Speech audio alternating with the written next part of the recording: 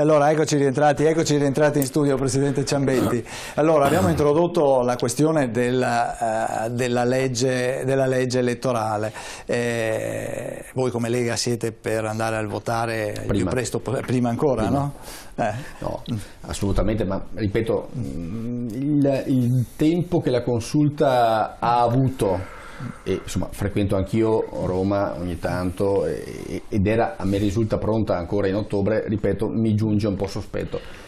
Però mi permetto... Era fissata per il 4 ottobre, però dicono che è arrivato un nuovo ricorso, un altro ricorso nel frattempo, e quindi bisogna riaprire i termini. Era pronta per la metà di ottobre, era pronta per la metà di ottobre, era meglio se veniva era fatta pronta subito. per dopo il referendum. Il 24 di gennaio mi suona male, sì. Però prendo una suggestione che prima Casen ci ha fatto: il voto degli italiani all'estero. Non voglio fare il complottista, che sia chiaro, ma io nei miei 45 incontri di campagna referendaria, l'ho fatto anche in Istria Dalmazia, ho buoni contatti con le comunità venete sia nel Sud America che in Australia.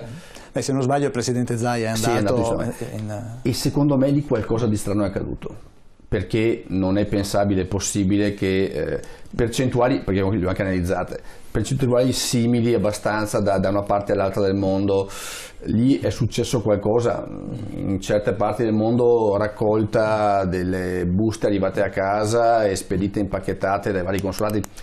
Su quella cosa lì va fatto secondo me un approfondimento, perché era uno 0,8%, ma immaginiamoci se i numeri fossero stati equilibrati, cosa avrebbe comportato anche uno 0,8% a livello appunto del voto generale. Quindi lì va fatto secondo me un'analisi, perché lì qualcosa non ha funzionato e forse anche peggio. Quindi bene rivedere sicuramente la legge elettorale, che dovrà vedere gli italiani potersi esprimere nei prossimi mesi. Per l'estero cosa si può fare?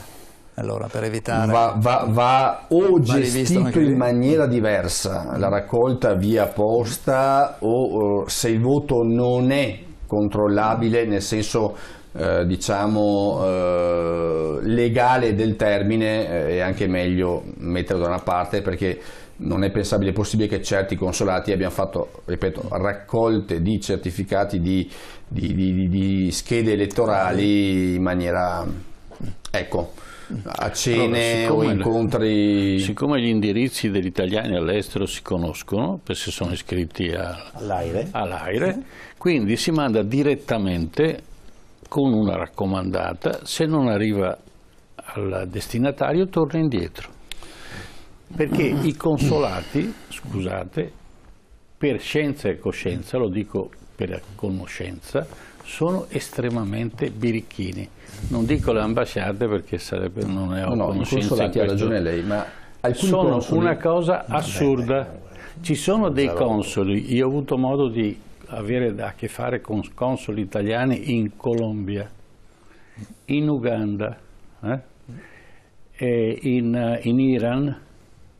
È da piangere, cioè fanno, scusate il termine che poi usa, fanno i cazzi loro, cioè non si fanno neanche trovare, c'è un appuntamento, ma allora arriva la moglie e dice sono qua io, ma dico, lei è il console, ha diritto di firma, perché io tiro sul telefono, e questo succedeva nell'89, tiro sul telefono e chiamo il ministro degli esteri, siccome lo conoscevo personalmente, allora era De Michelis, perché era una cosa importante, doveva fare una firma, certificare una cosa molto semplice, e c'era una scadenza di 24 ore, se no saltava tutto.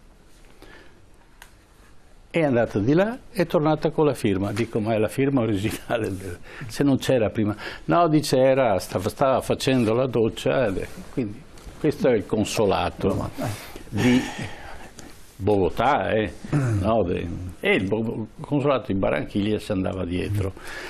Allora, queste sono esperienze fatte. Vado all'ambasciata di Bogotà e mi ritrovo una signora che si è presa in carico questa cosa, no? Che aveva una maxi mutanda, non una minigonna, e parlava a Roma con sua mamma e continuava a parlare, e io avevo una scadenza di ore E continuava a parlare con sua mamma. Finalmente, dopo mezz'ora che eravamo seduti io e mia moglie davanti a questa signora, no? E finalmente ci ha chiesto cosa volevamo, in maniera molto, come dire, guardi che io non ho tempo da perdere. L'ambasciata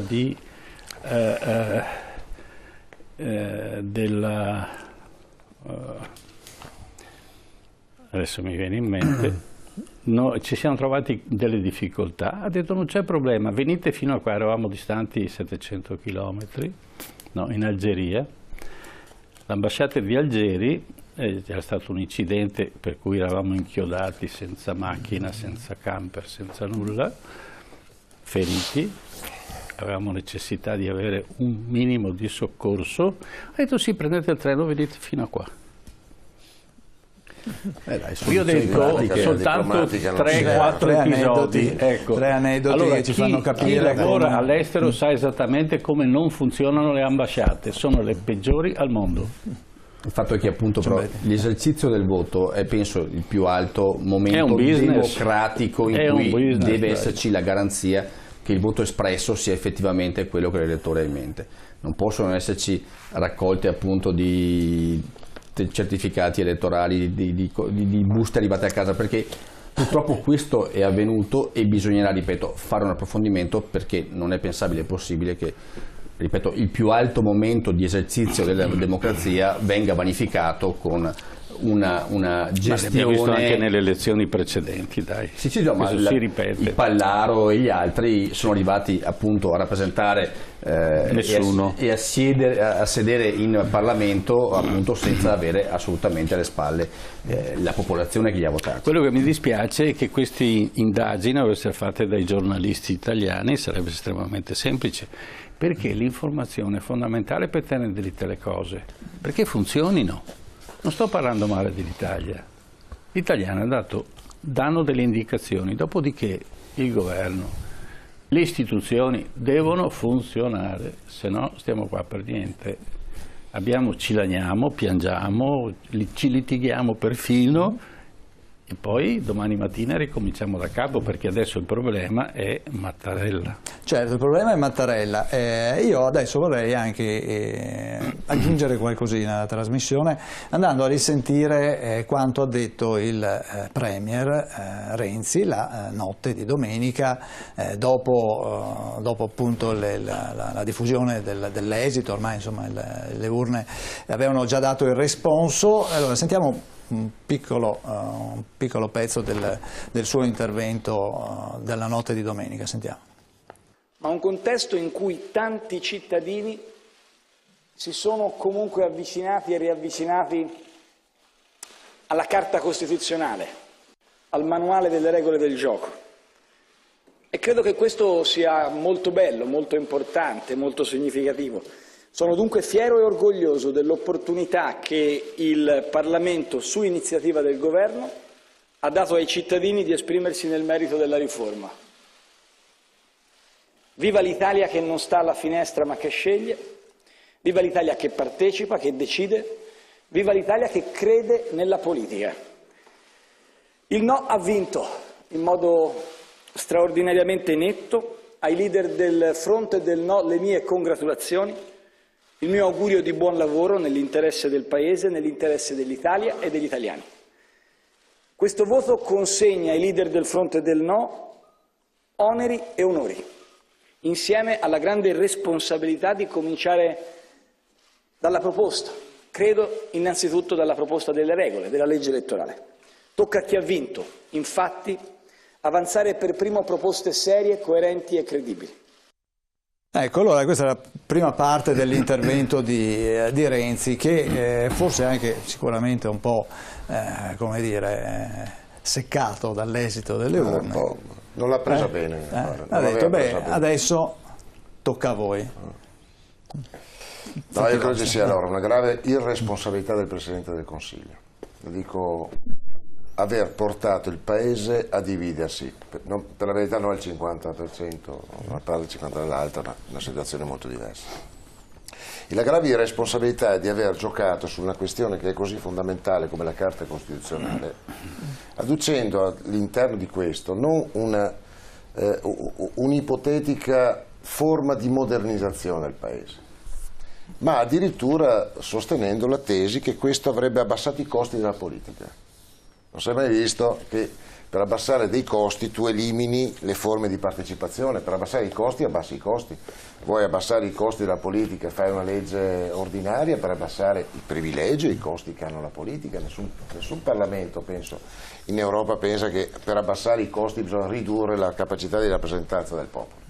E lui ha fatto un'operazione così. Poi anch'io l'ho sentito qualche ora dopo, naturalmente con un discorso già qualche misura preparato, perché è vero che la tramvata è stata consistente, però non delle dimensioni, quindi naturalmente qualche elemento c'era.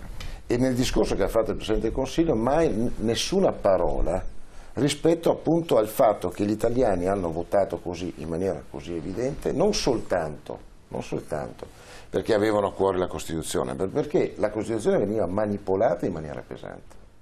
Ora, io penso che sia stato addirittura il secondo errore commesso dalla maggioranza da Renzi, oltre al patto del Nazareno, sappiamo tutti perché il patto del Nazareno prevedeva appunto un excursus che arrivava fino alle riforme del Senato, come è stato proposto. Quello che ha fatto saltare è stata l'elezione di Mattarella, che insomma, Berlusconi non è stato coinvolto, e quindi, però la riforma era in mano al Partito Democratico e a Forza Italia e qualcosa lì attorno, ma sostanzialmente questo era il blocco granitico. Quella modifica che io ritengo fosse addirittura sbagliata, ma anche fosse stata a stragrande maggioranza del Parlamento. L'Italia non aveva bisogno, dal mio punto di vista, di una riforma per cancellare il Senato paritario che poteva votare la fiducia.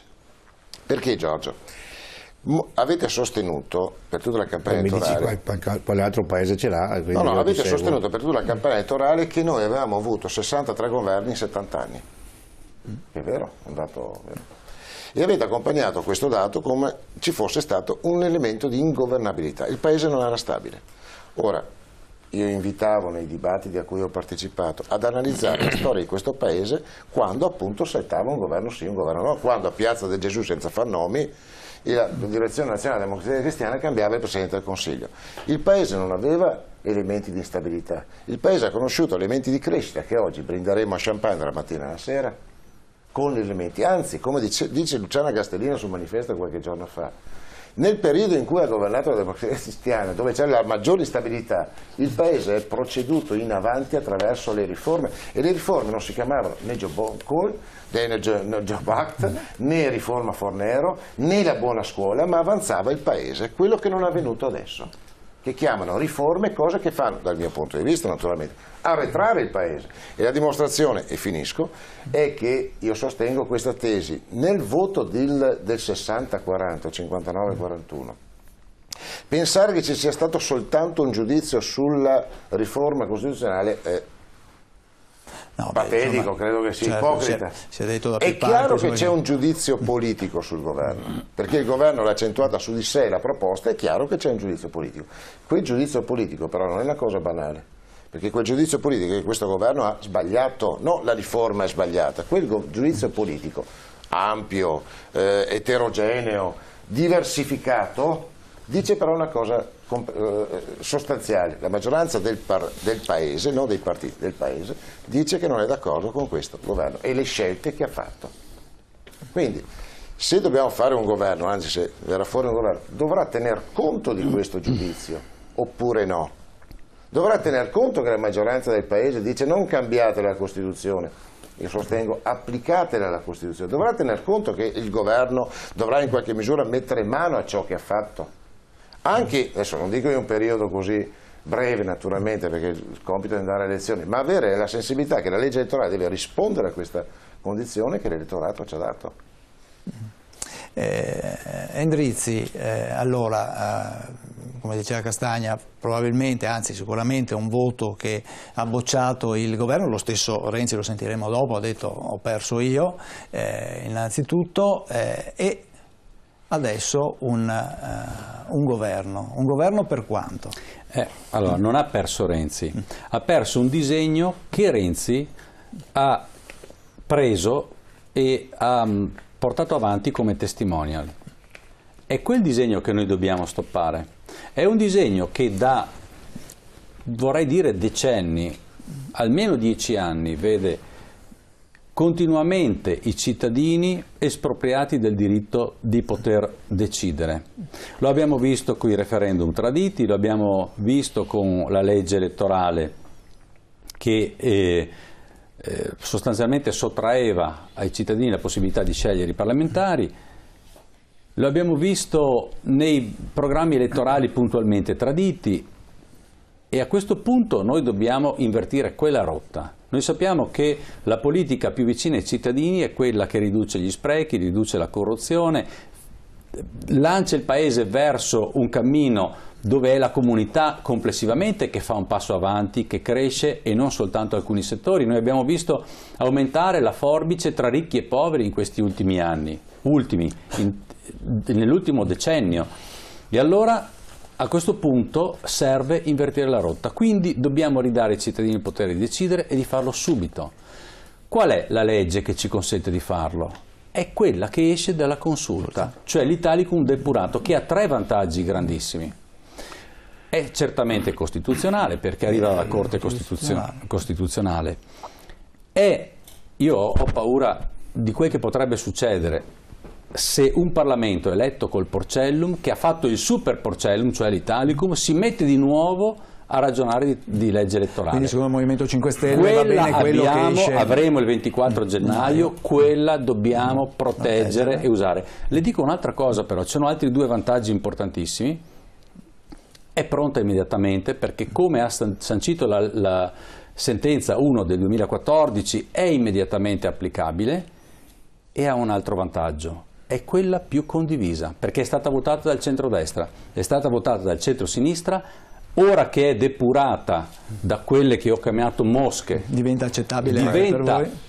Accettabile per chiunque, ed è a questo punto, mi sorprenderebbe che Matteo Renzi, che l'ha così fortemente voluta, la rinnegasse. È come se dicesse che quella che secondo lui era la legge perfetta e che ci avrebbero copiato anche all'estero era perfetta solo perché aveva le 3 mosche nel piatto che tanto gli piacevano. Questo sarebbe clamoroso.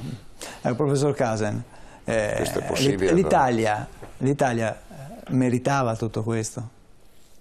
No, l'Italia non merita mai questo. Cioè, è stata messa all'angolo forse nella speranza che il sì avrebbe vinto, ma purtroppo non è successo.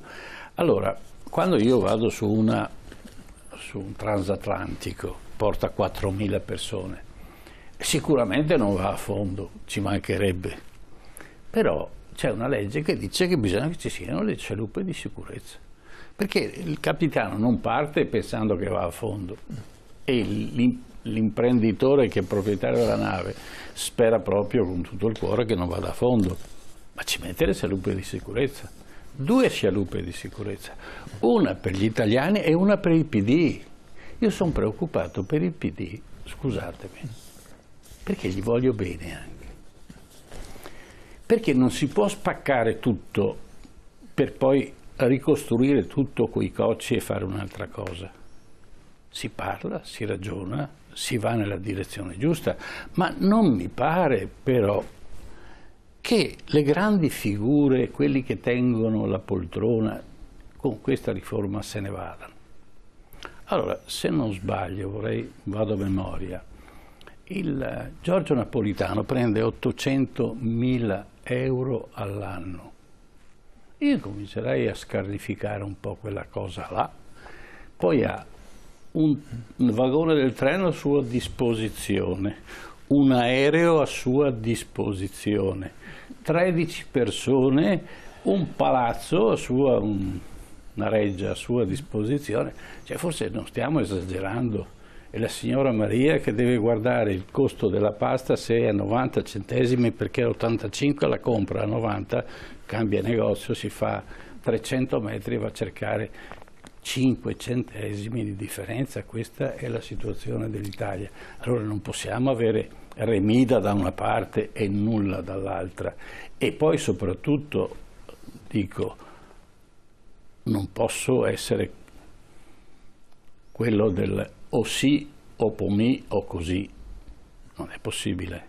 No, questo è un ricatto, detto con buonissime parole, però ha detto: signori, io vi lascio nel guano, vedete voi. E l'ha ribadito. Doveva prendere questa situazione e portarla a buon termine per il bene degli italiani e del PD. No, poi si vocifera che si vuole fare un altro partito, eccetera, ma insomma, gli italiani non hanno bisogno di partiti. Stasera o domani? No, oggi. Oggi? Chi è che sono andati? Sì, oggi è stata la giornata dei partiti minori, no? Sì, sarebbe interessante leggerlo con l'elenco là. Sì, ce l'abbiamo qua. Io vi dico anche da dove provengono quelli allora, lì. Oggi sono saliti i civici e il innovatori. PD è l'unico fuori da ogni sospetto, perché è l'unico che ha avuto deputati, non ne ha, e parla di senatori. Allora, sono saliti da Mattarella e li ha incontrati, i civici e innovatori. Sono quelli, diciamo, che sono superstiti di Scelta Civica in pratica, che però si sono opposti alla fusione con AL-A di Verdini. Poi sono saliti Democrazia Solidale Centro Democratico, sono quelli di Bruno Tabacci. Poi Alternativa Libera Possibile, guidato dall'ex Partito Democratico Pippo Civati, e c'è anche un ex grillino, Massimo Artini. E poi c'è il Movimento Partito Pensiero e Azione, guidato da Antonio Piarulli. Ciambetti le dice qualcosa? Assolutamente no, ma se è un senatore conta sicuramente. No, non è un senatore. Il problema è questi sono quelli, poi ce ne sono anche altri, ce ne sono molti altri. Ecco, conservatori e riformisti, ce ne sono. Certo, oggi è salito anche questa era una riforma interessante. Questa è una riforma interessante. Se cambi gruppo, perdi la possibilità di accedere ad alcuni tavoli di discussione come questo, per esempio, perché se cambi gruppo hai tradito almeno in parte il mandato elettorale e quindi non sei più credibile a rappresentare dei cittadini di fronte al capo dello Stato in una consultazione cruciale. Ecco, c'è da dire anche invece che questa oggi riforma è stata fatta proprio con le alchimie e i cambi. C'è da dire, anzi, scusate un attimo, c'è da dire anche che oggi è salita anche la delegazione di Fratelli d'Italia e anche della Lega Nord, che ha chiesto di poter anticipare l'incontro. Domani ci sono i partiti, diciamo così, più rappresentativi, ultimo sarà il Partito Democratico, ci sarà Forza Italia, Movimento 5 Stelle. La cosa particolare è che non ci sono i leader che salgono da Mattarella. Ce n'è uno. Ce n'è uno solo che sale, almeno così sempre, domani, Berlusconi. Ecco, Renzi c'è già stato. Da Mattarella ci va il segretario di un partito. Renzi c'è già stato. Sì, può andarci due volte. No, poi Renzi in direzione ha chiesto, tra l'altro, espressamente che andasse il. Ma però, Santini, cosa vuol dire questo? Perché? No, adesso questo bisognerebbe chiederlo a Grillo, bisognerebbe chiederlo a Salvini, bisognerebbe chiederlo a chi non va, insomma, adesso francamente Renzi è stato e quindi ovviamente il Partito Democratico ha un vice segretario, ha i capi dei gruppi parlamentari e andranno, poi essendo anche loro. Il premier dimissionario. Però io, adesso siamo in una discussione pacata ed è bene che rimanga così, però adesso questa idea dell'Italia in cui in 3 anni abbiamo fatto i disastri, francamente non appartiene alla realtà, adesso io non so dove l'avete vista, io mi limito a dire questo, siccome io sono nella legislatura, da questa legislatura, quindi non ho niente da difendere di prima, però dico quello che è successo. Noi eravamo a meno 3% all'inizio del 2013, va bene? Perché siamo dentro una crisi che viene da un po' lontano, no? 2,9. Sono 70 I anni dati degli altri paesi europei. Io sto parlando dell'Italia, parlo dell'Italia io.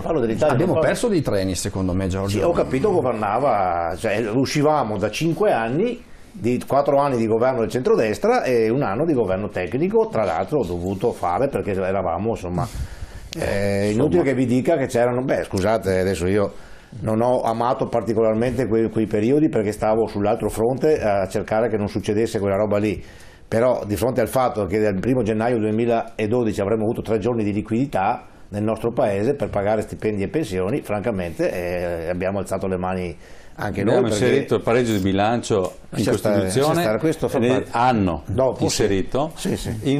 con una velocità sospetta, perché era quando obbligato. l'Europa non lo pretendeva e la Germania l'aveva vincolata a lo questa cosa. pretendeva l'Europa, purtroppo. No, io Per sono noi lo d'accordo con Comunque Santini.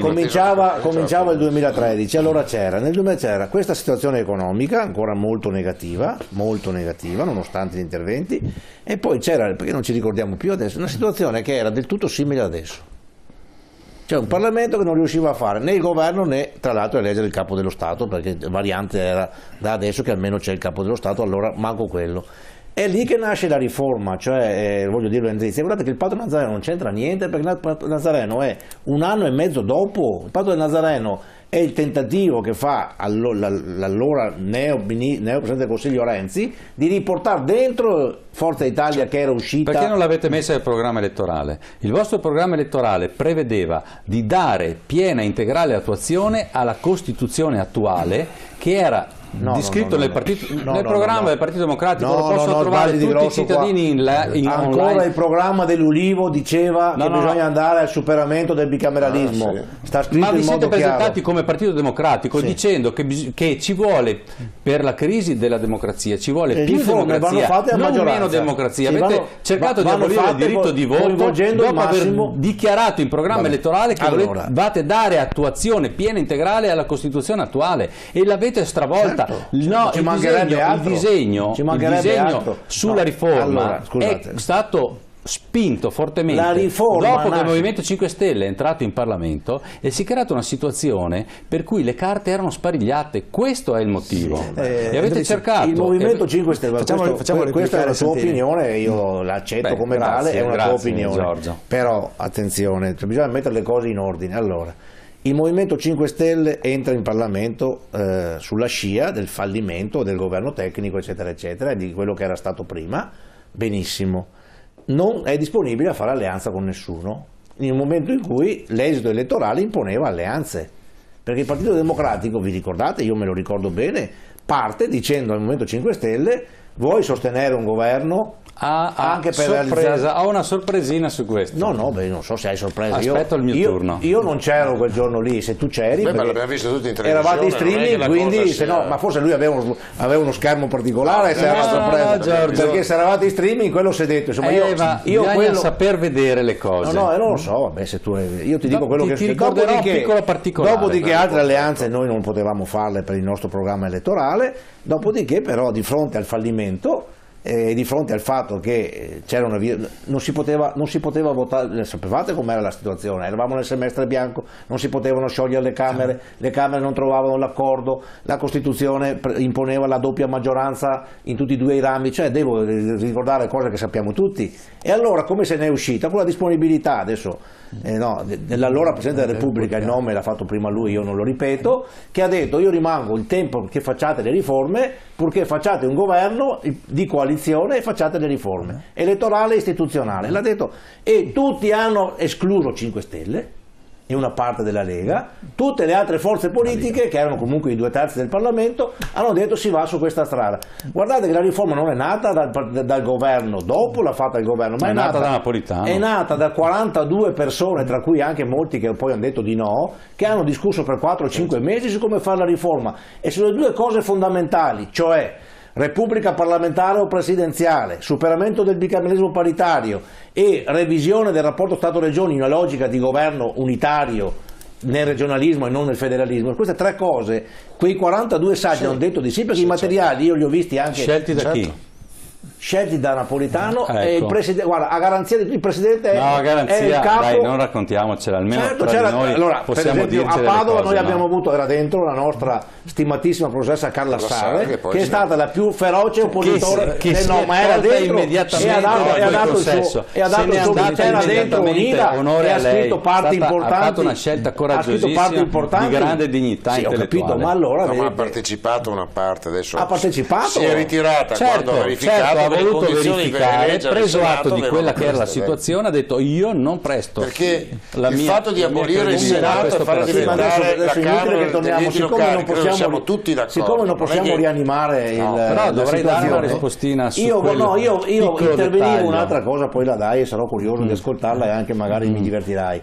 Però il problema è che non abbiamo alle spalle 3 anni, scusatemi, eravamo almeno 3, allora se mi dite che ci sono ancora tanti problemi io vi dico ce ne sono tantissimi, enormi, enormi problemi, eravamo almeno 3 e siamo a più 1%, allora sono 4 punti di recupero, vuol dire che abbiamo recuperato 4 punti in 3 anni, cioè non è mica una cosa di poco conto, guardate, cioè in periodi in cui purtroppo c'è una stagnazione che riguarda un po' tutti.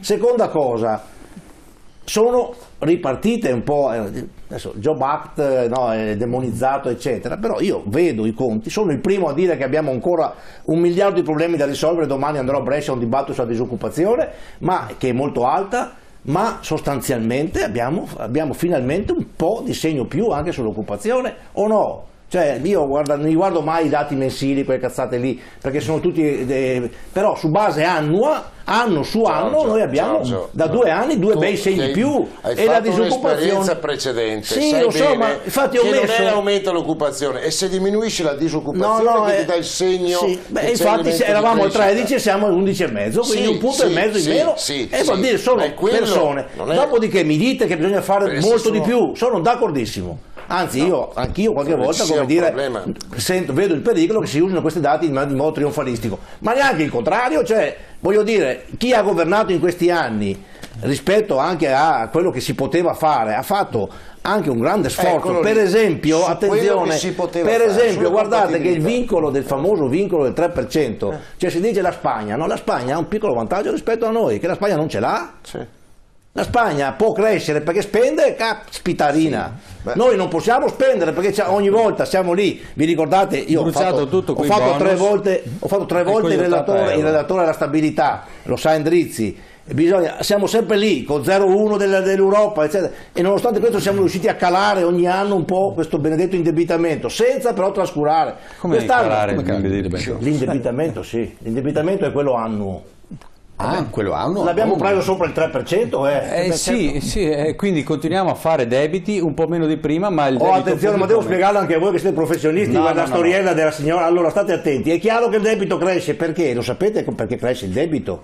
Dobbiamo dirlo in televisione. Allora noi abbiamo l'avanzo primario in Italia, cioè il bilancio tra entrate e uscite correnti è un bilancio in avanzo, abbiamo 2 punti di avanzo quasi, cioè 30 miliardi ogni anno. Diventano meno 50 perché abbiamo 80 miliardi di interessi sul debito fatto negli anni che venivano magnificati. Ma sappiamo di averceli. Io non avrei mai pensato di sentire Castagna che magnificava quegli anni. Quegli anni lì.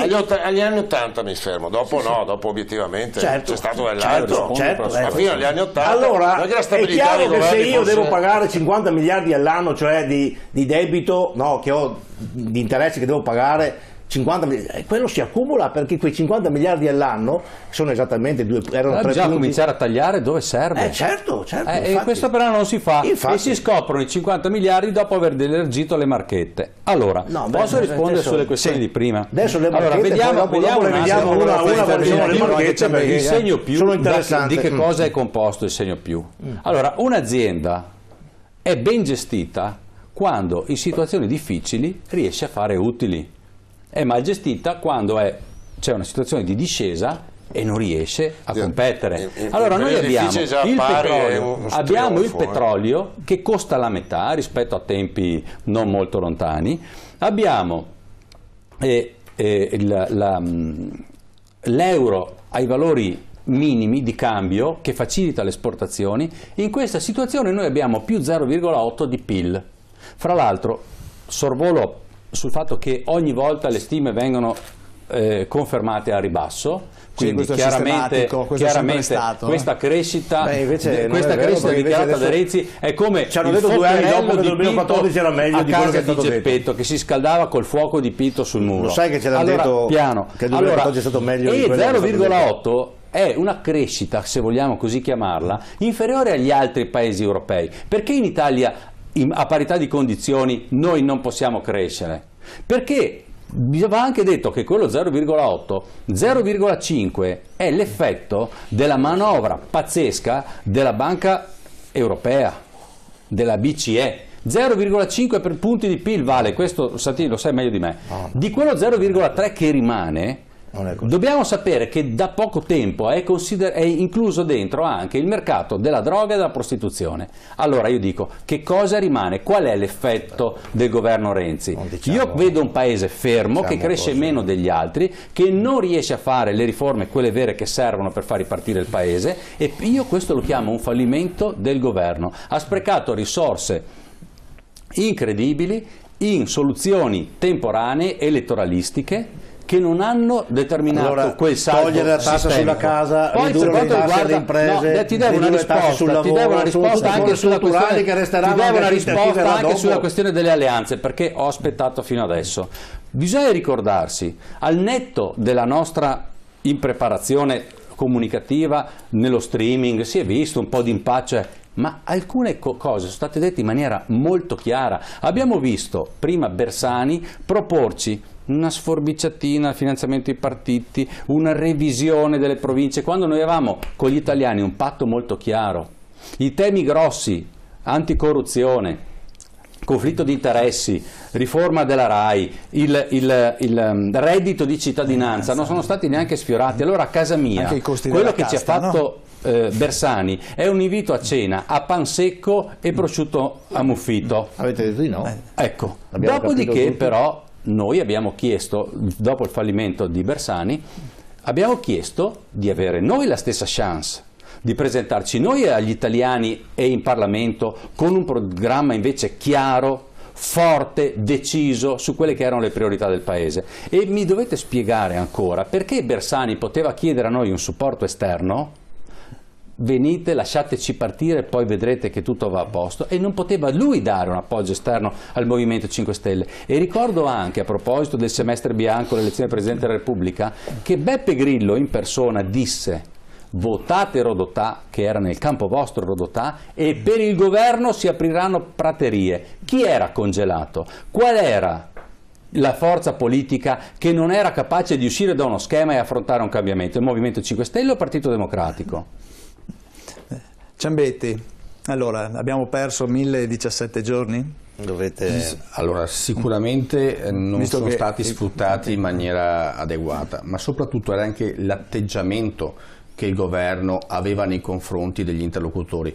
Io fino appunto a un anno e mezzo fa andavo in conferenza Stato-Regioni o andavo alle riunioni a Sala Verde a Palazzo Chigi, e vedere trattare dei rappresentanti appunto eletti delle regioni come fossimo dei mentecati o dei personaggi di secondo ordine era veramente sgradevole.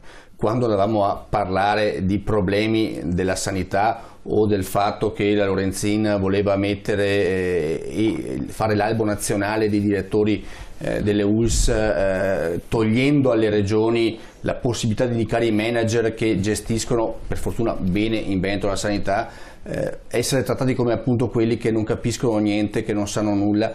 Veramente era l'atteggiamento del governo nei confronti delle autonomie locali che non andava. Secondo me una cosa, un importante anche messaggio dell'esito referendario è che appunto il regionalismo in Italia non è assolutamente passato diciamo nel dimenticatoio, e se ci sono realtà che appunto amministrano bene la cosa pubblica è bene farle amministrare. Se qualcuno non funziona o se qualcuno va a deluchizzare le risorse pubbliche, cioè le usa come De Luca fa negli audio che abbiamo sentito, si prendono dei provvedimenti. L'attuale articolo 120 della Costituzione permette di intervenire nelle realtà che non funzionano, però appunto non è pensabile, possibile che chi ha la possibilità di gestire bene la cosa pubblica venga trattato come appunto fosse il nulla rispetto a chi invece era illuminato da chissà cosa e chi pretendeva di gestire la cosa pubblica, ripeto, alla De Luca, non sicuramente all'europea. Senta, una cosa, anche se ormai non è più praticabile, lei avrebbe fatto il senatore come consigliere regionale? Io con tutto quello che ho già da fare a Venezia... Come la leggeva quella? Ma diventava un dopolavoro, non potevi avere il tempo di seguire bene le cose che comunque avrebbe dovuto fare il Senato, dai trattati internazionali alla verifica delle leggi pubbliche, alla verifica dell'utilizzo delle risorse pubbliche a livello statale. Quindi non era pensabile possibile che dei consigli regionali che già, ripeto, hanno già abbastanza da fare, o mi metto ancora nel vestito del sindaco, che penso abbia ancora più da fare e ancora più attenzioni che deve dedicare al suo comune rispetto a rappresentare appunto la sua città / regione in Senato. Diventava appunto il luogo magari di persone che venivano gestite dai funzionari o del Senato ministeriali senza possibilità di capire bene cosa andavano a votare. Certo, allora dobbiamo andare in pubblicità, torniamo subito. Posso dire una cosa a Ciambetti solo? Sì? Mi dispiace perché ha detto una cosa importante, che bisogna distinguere tra le regioni che sprecano e le regioni ben governate. Una cosa buona che c'era in riforma, che ovviamente è saltata, era quella che le regioni virtuose, per esempio il Veneto e anche l'Emilia, la Lombardia, avrebbero potuto avere condizioni particolari di autonomia, che è esattamente quello che chiede il Veneto tra un po', un referendum. Quindi hanno perso un'occasione. L'avete mantenuto per la Sicilia? No, aveva già provato l'Emilia Romagna. Quello rimane inalterato con il no, anche con il sì, come vedi, quindi adesso non dovete vantarvi tanto, perché rimane esattamente come prima, però è sotto il pareggio di bilancio. È sotto il pareggio di bilancio anche la Sicilia ed è sotto il commissariamento anche la Sicilia in base alle norme fatte negli anni scorsi. Andiamo in pubblicità, torniamo subito, tra poco.